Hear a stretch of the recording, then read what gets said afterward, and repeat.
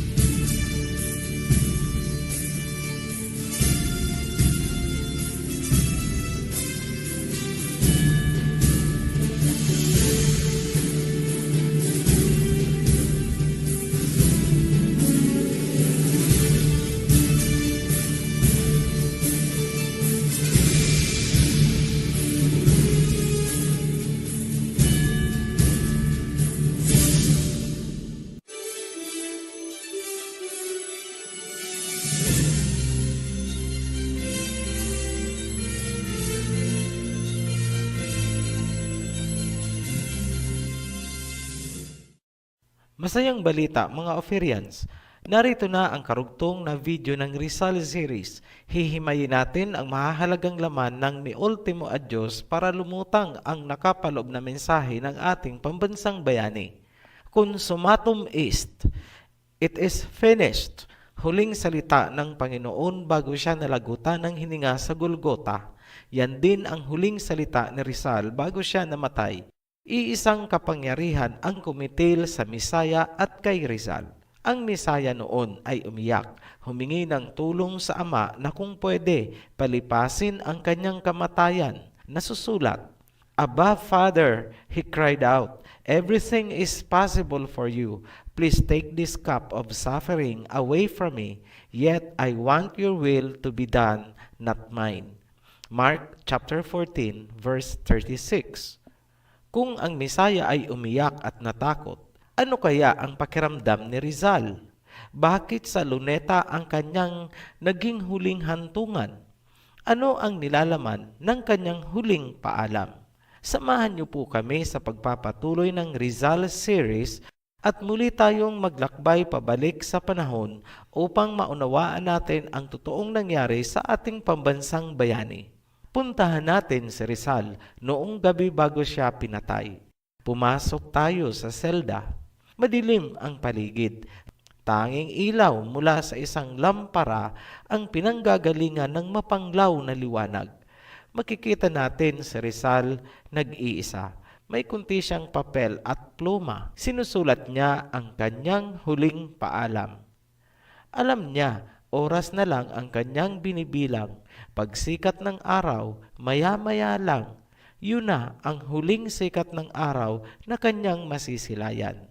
Ano kaya ang pakiramdam niya sa mga panahong yon? Nakikinikinita natin.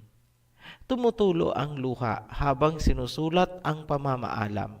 Tao lang ang ating bayani. May emosyon, nakakaramdam ng lungkot, at higit sa lahat, natatakot bago ang execution. Ang nooy matanda ng nanay ni Rizal ay dumalaw pa sa kanyang piitan. Nais niya sanang mayakap man lang ang kanyang anak sa huling pagkakataon. Ngunit yun ay hindi pinagbigyan ng gwardya.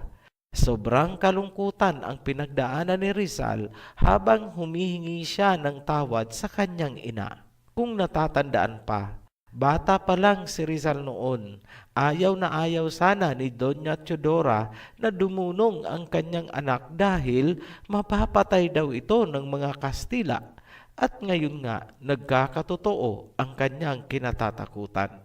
Matutunghayan nyo sa pagpapatuloy ng video na ito ang kakaibang analysis ng Mi Ultimo Adios na hindi nyo matatagpuan sa kahit anong history books, local man o foreign. Huwag po kayong magtataka bakit naiiba ang interpretasyon ng Ophirian heritage. Dumaan kasi tayo sa pagkatao, mga karanasan, pananaw at higit sa lahat ay ang mga ipinaglalaban ni Rizal. Yan ang tanging paraan para maunawaan ng tama ang kanyang mga obra gaya ng Noli Me Tangere, El Filibusterismo at higit sa lahat, itong Mi Ultimo Adios. Binuksan natin ang nakaraan mula sa anggulong ito.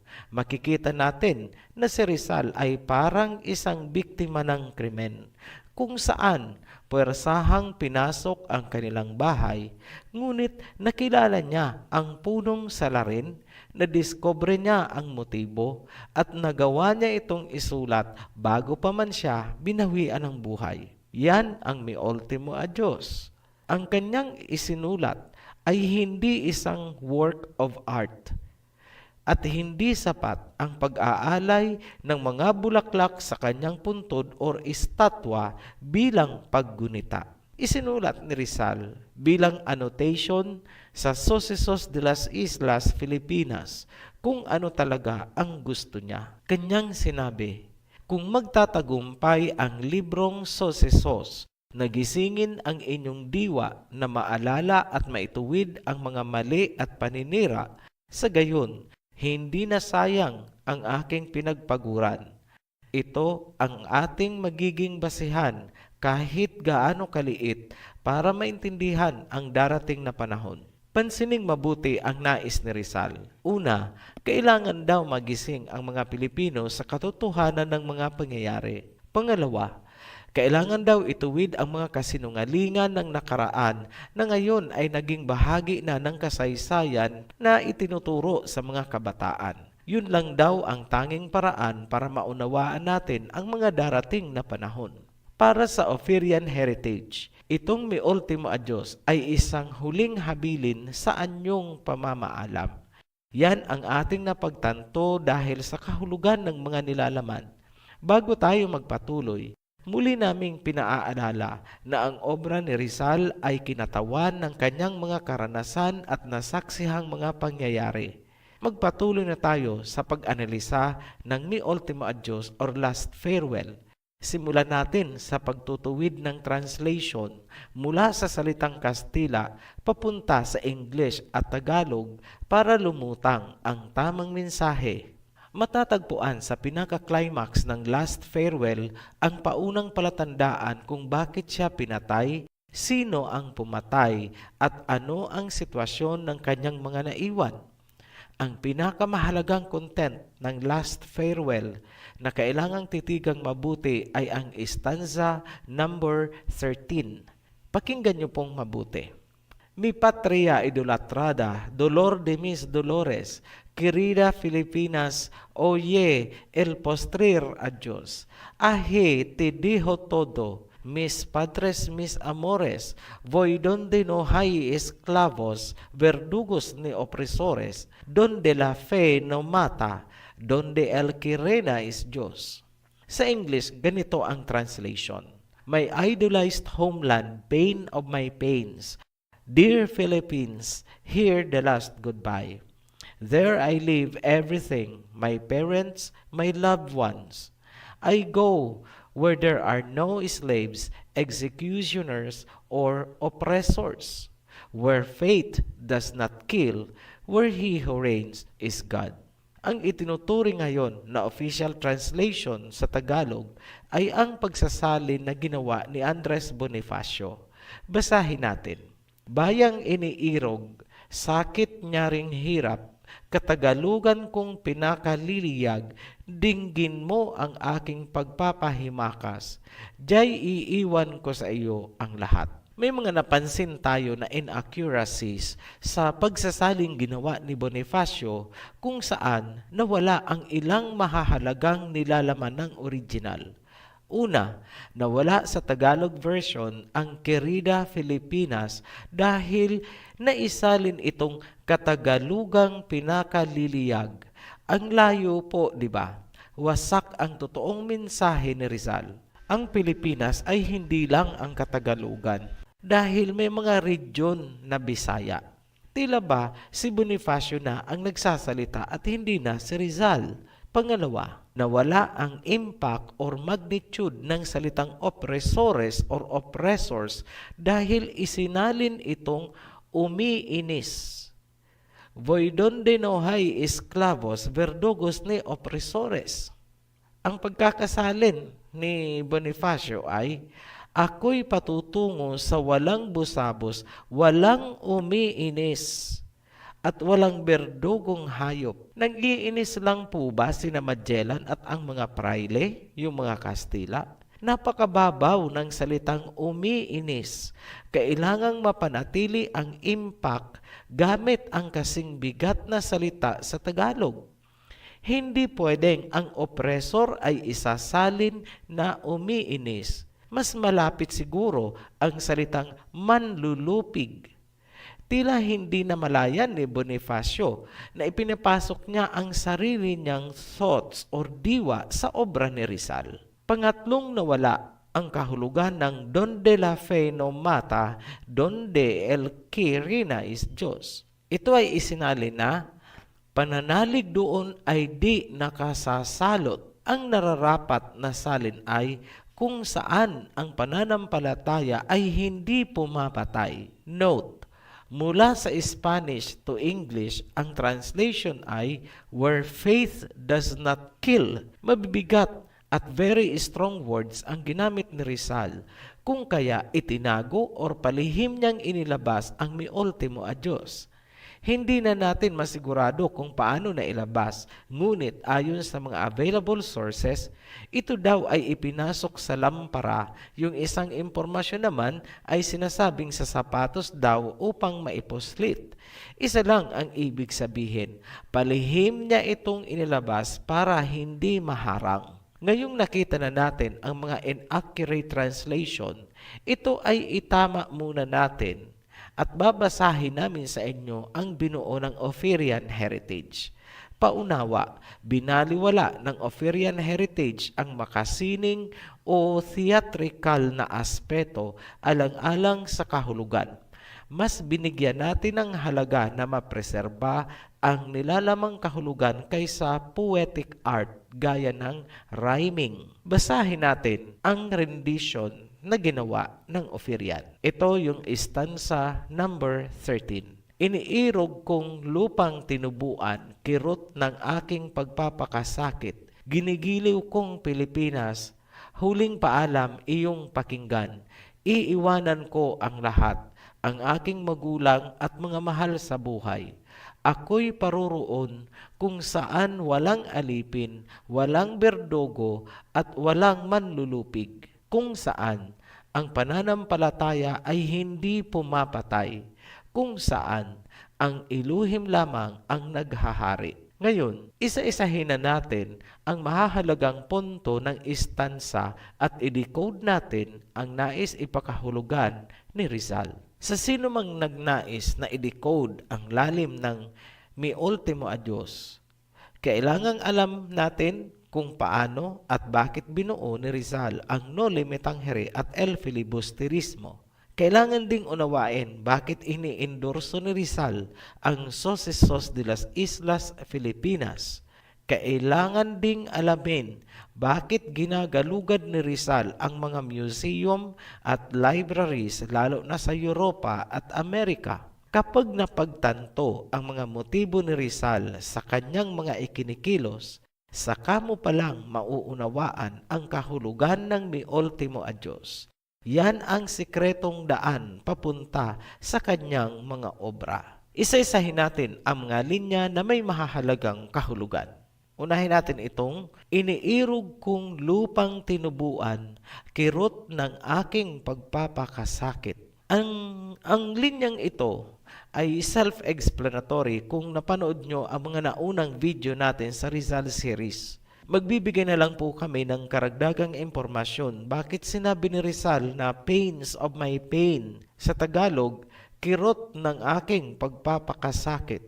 Halimbawa niyan ay noong nasa Germany si Rizal at naubusan siya ng pera, nagkasakit sa kasagsagan ng winter. Nakaranas din ng gutom habang sinusulat niya ang Noli Me Tangere. Lahat ng hirap na pinagdaanan niya at ang napipintong kamatayan ang tinutukoy niya sa dolor de mis dolores. Pains of my pain. Kirot o hapdi ng aking pagpapakasakit. Titigan natin ang sumusunod na linya. Voy donde no hay esclavos, verdugos ni opresores. Sa English, I go where there are no slaves, tyrants, or hangmen. Ako'y paruroon kung saan walang alipin, walang berdugo, at walang manlulupig. Kung naaalala pa ang naunang video, nailahad natin na ang nagbigay inspirasyon kay Rizal upang isulat ang Noli Me Tangere ay ang librong Uncle Tom's Cabin. Ang librong yan ay tungkol sa slavery ng mga blacks na nangyari sa Amerika dahil sa transatlantic slave trade. Napag-ugnay niya na ang mga pangyayari doon at ang nangyayari sa Pilipinas ay dahil sa gawain ng mga Europeans, kasama dyan ang Spain na nasa Pilipinas din. Pinatutungkulan ni Rizal ang mga Europeans na verdugos at oppressor, manlulupig. Ngayon, bakit may sinasabi si Rizal na hangman or berdugo? Sa kanyang pag-iikot sa Europe, marami siyang natutunan sa larangan ng history. Alam niya ang tungkol sa mga heretics na ipinapapatay sa pamamagitan ng Inquisition. Ang Spain ay nagpapatupad ng Inquisition upang palaganapin ang militanteng Katolisismo mula pa sa panahon ni Queen Isabella at King Ferdinand. Kung natatandaan pa, si King Ferdinand at Queen Isabella ng Espanya ay pinagkalooban ng kapangyarihan ni Pope Alexander VI noong 1494. Kaakibat ng kapangyarihang ibinigay ay ang pagpapalaganap ng Katolisismo. Kapag ikaw ay kumontra sa doktrina, ikaw ay tatawaging heretic. Ipapataw sa iyo ang pinakamasakit na kamatayan sa pamamagitan ng pagtorture o pagpapahirap sa ngalan ng pananampalatayang Katolisismo. Yan ang tinutukoy ni Rizal sa linyang Voy donde no hay esclavos, verdugos ni opresores, at donde la fe no mata, donde el que reina es Diyos. Sa sino mang nagsasabi na gawa-gawa namin ang istoryang ito, search nyo kahit anong encyclopedia o credible history books. Magbasa kayo tungkol sa isinagawang Inquisition ng Espanya at ng Roma. Sinabi ni Rizal na paruroon siya sa dako kung saan ang naghahari ay ang Elohim. Donde el que reina is Diyos. Ibig sabihin, by contrast, ang kanyang iiwanan ay pananampalatayang pumapatay at hindi pinaghaharian ng Elohim. Kung hindi lubos na nauunawaan ang aming interpretasyon na yan, simple lang, gamit tayo ng analogy. Kapag sinabi mong iiwanan mo ang isang lugar dahil nais mo yung malamig na lugar, ibig sabihin, ang lugar na iiwanan mo ay mainit. Ganyan lang po kasimple. Kaya, noong sinabi ni Rizal na paruroon ako sa dako kung saan ang naghahari ay ang Panginoon, ibig sabihin, ang iiwanan niya ay hindi pinaghaharian ng Panginoon at ang namamayaning pananampalataya ay pumapatay. Simple lang po. Magtataas kami ng $1,000,000 question. Sino ang pumatay kay Rizal at sa Misaya? Simplify natin ang sagot dyan. Huwag po kayong maiinip. Ilalatag lang po natin ang premise para suportado ang ating sinasabi. Para sa mga alam na itong bahagi, huwag nyo pong aakalain na paulit-ulit tayo. Lagi kasi nating kinoconsider yung mga baguhan na itong video pa lang ang napapanood para makarelate din sila. Pero kailangan pa rin nilang panoorin yung mga nakaraan, lalo na itong Rizal series para maintindihan ng lubusan. Mag-trace back po tayo sino ang mga tao na nasa likod ng sinapit ni Rizal at ng mga Pilipino. Hindi ba't ang mga Kastila, Spain? Walang dapat pagtalunan sa puntong yan. Ano ang bitbit na pananampalataya ng mga Kastila dito sa Pilipinas? Militanteng Katolisismo. May pagtatalunan ba tayo tungkol dyan? Wala. Bakit bitbit ng Espanya ang Katolisismo dito sa Pilipinas?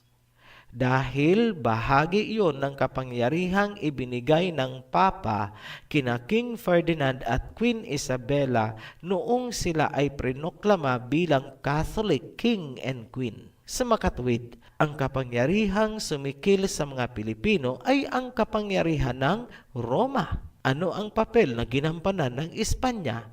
Tagapagpatupad. Yan, maliwanag pa sa sikat ng araw. Historical fact po yan. Hindi po kami nagmamanufacture ng kasinungalingan. Alam nyo po, walang saysay na alam nyo at kahit memoryado nyo pa ang history kung hindi naman naiintindihan ang ugnayan ng mga pangyayari. Habang ang Pilipinas ay kontrolado ng magkasamang kapangyarihan ng Simbahang Romano at Gobyernong Kastila, pumalag itong si Rizal. Palibhasa, marami siyang nalalaman. Kinalaban niya ang doktrina ng Roman Catholic Church at kinalaban niya rin ang pang-aabuso ng mga Kastila. Ipasok natin ang linya ng mi ultimo adios. Voi donde no hay esclavos, verdugos ni opresores. Sino sa tingin nyo ang tinutukoy ni Rizal na mga berdugo at oppressor? Sino pa ba? E di yung pumatay sa Gumbursa at yung pumatay din sa kanya, ang pinagsamang kapangyarihan ng Spain at Rome. Anong pananampalataya na pumapatay ang tinutukoy ni Rizal sa linyang donde la fe no mata, donde el que reina is Diyos? Eh di ang Roman Catholic Church na bitbit ng mga Kastila, wala namang iba, di ba? Saan galing ang pananampalatayang pumapatay na sinasabi ni Rizal? Roma. Kung akala nyo malalim na ang ating narating, hindi pa po. Nagsisimula pa lamang tayo, laliman na natin ng konti. Matatagpuan sa Revelation chapter 12 ang isang prophecy tungkol sa woman clothed with the sun and the moon was under her feet. Ang babaeng ito ay may ipapanganak na sanggol na lalaki. Siya ay nasa parang nagle-labor. Ninais ng dragon na i-devour or kainin ang ilalabas niyang sanggol. Ngunit ang sanggol ay kinuha ng ama at dinala sa kanyang trono. Galit na galit ang dragon at tinugis niya ang babae at didigmain niya ang mga natitirang binhi or lahi ng babae. Maraming naniniwala, mga Pilipino, sa turo na ang woman daw ay si Mary. Hindi po kami sang-ayon dyan. Pero sige, hindi kami makikipagtalo. Pagbibigyan namin kayo. Kung yan ang gusto nyo na ang woman ng Revelation ay si Mary, ipagpalagay na natin na si Mary nga at ang kanyang anak ay ang Messiah na tinawag nilang Jesus Christ. Alam nyo, lulutang pa rin ang katotohanan. Tanong, sino ang pumatay sa Messiah? Yung mga Hudyo daw. Yan ay isang malaking kasinungalingan. Noong isilang ang Messiah, sakop ng Roma ang Jerusalem. Sanggol pa lang ang Messiah, nais na siyang mapatay ng Roma. Ano ang ebidensya? Ipinag-utos ni Herodes na patayin lahat ang mga sanggol 2 taon pababa para mapatay ang Messiah. Nasa Biblia po yan. Ano ang ginawa ni Mary at saka ni Joseph? Tumakas sila papuntang Egypt. So ibig sabihin, right from the start, ang nagnanais na mapatay ang Messiah ay ang Roma, hindi ang mga Hudyo. Noong panahon na pinatay ang Messiah, panahon na ito ni Pilato. Tanong, ano ba si Pilato? Si Pilato yung parang governor na inilagay ng Roma sa Judea o sa Jerusalem. Siya ay isang Romano. Pinapansin nyo ba ang mga rebulto na pinoprosesyon kapag Semana Santa? Sino ang naglalatigo sa Messiah habang pasan-pasan niya ang krus? Assuming na krus nga, sige, para wala nang pagtatalunan. Sino ang naglalatigo? Sundalo ng Roma. At the last moment, sino ang sumaksak sa tagiliran ng Messiah at mula doon bumulwak ang magkahalong tubig at dugo? Sino? Si Longinus. Ano ba itong si Longinus? Sundalo ng Roma. Read your Bible. Marahil, hindi niya ito alam na si Longinus ay ginawang santo ng Roma. Ang tawag sa kanya ay Saint Longinus at mayroon siyang malaking rebulto sa loob ng St. Peter's Basilica sa Vatican. Anong honor? Bakit siya pinagawan ng ganong rebulto sa St. Peter's Basilica? Dahil ba sa pagsaksak niya sa Misaya? Napaka-barbarik ng ginawa ni Longinus. Pero bakit siya ginawang santo? Alam niyo ba, pati ang pangsaksak na ginamit ni Longinus ay dineklara din ng Roma na banal. Holy Lands of Longinus. Aba, kung baril pala ang ginamit ni Longinus, tatawagin nilang Holy Gun of Longinus. Hindi po tayo nangungutya. Nilalagay lang po natin sa tamang context para maliwanagan kayong mga nabubulagan. Yan ay mga patunay na ang nasa likod ng malupit na pagpatay sa Misaya ay Roma. Kung pagbibigyan natin ang mga nagpipilit na si Mary nga ang woman clothed with the sun sa Revelation at ang anak ay ang Misaya, tapos ang Misaya ay pinatay ng kapangyarihan ng Roma, sino pala ang dragon? Simple lang po, di ba? Sino ang dragon na lumalabas na gustong patayin ang Misaya mula sa pagkasanggol? At ngayon, napatay na nga ang Misaya. Alam natin kung sino ang pumatay. Sino pala ang dragon? Mag-isip-isip nga po kayo. Balikan natin si Rizal. Kaninong pananampalataya or belief system ang kinalaban ni Rizal? Kanino? Roma. Ano ang kinalabasan? Luneta. Ano ang pakay ng mga Jesuits? Bakit binalik-balikan nila si Rizal ilang araw bago ang execution? Hanggang sa huling sandali, pinahahalik nila si Rizal sa krus. Ginawa ba ni Rizal? Hindi. Inilayo niya ang kanyang mukha. Tandaan na ang kapangyarihang taglay ng mga Kastila ay ang ipinagkaloob ng Papa kina King Ferdinand at Queen Isabella. Yun ang nasaling ni Rizal. Kaya totoo ang sinabi ni Rizal na hindi rebelyon ang kanyang kaso. Ngayon, alam nyo na kung bakit sinabi ni Rizal na paruroon siya sa dako kung saan ang pananampalataya ay hindi pumapatay. Donde la fe no mata, donde el que reina es Diyos. Poco más o menos alas 7 ng umaga, December 30, 1896, 2 ulo ng dragon ang kumitil sa buhay ni Rizal. At habang ito ay nakabulagta, itinugtog ng banda ang Marcha de Cadiz ng Espanya. Consumatum est, it is finished. Kami ay nananawagan na ipanalangin niyo po ang channel na ito dahil pumapasok na po tayo sa mga napakasensitibong usapin na tinakpan sa loob ng maraming siglo. Higit pa riyan ang mga darating. Sobrang dami po tayong ilalahad. Ito ang panahon na kailangang magising na ang mga Pilipino. Kailangang malaman nyo na tayo ang lahi ng Hebreyong si Joktan. Muli kaming nagpapasalamat sa mga patuloy na nagsusubaybay ng ating series. Hanggang sa muli, mabuhay Ophirians! Maraming salamat po sa inyong panonood at pakikinig ng mensahe. At kung kayo po ay may mga katanungan, paki-click po ang link sa ibaba at paki-like and share na rin po. Maraming salamat.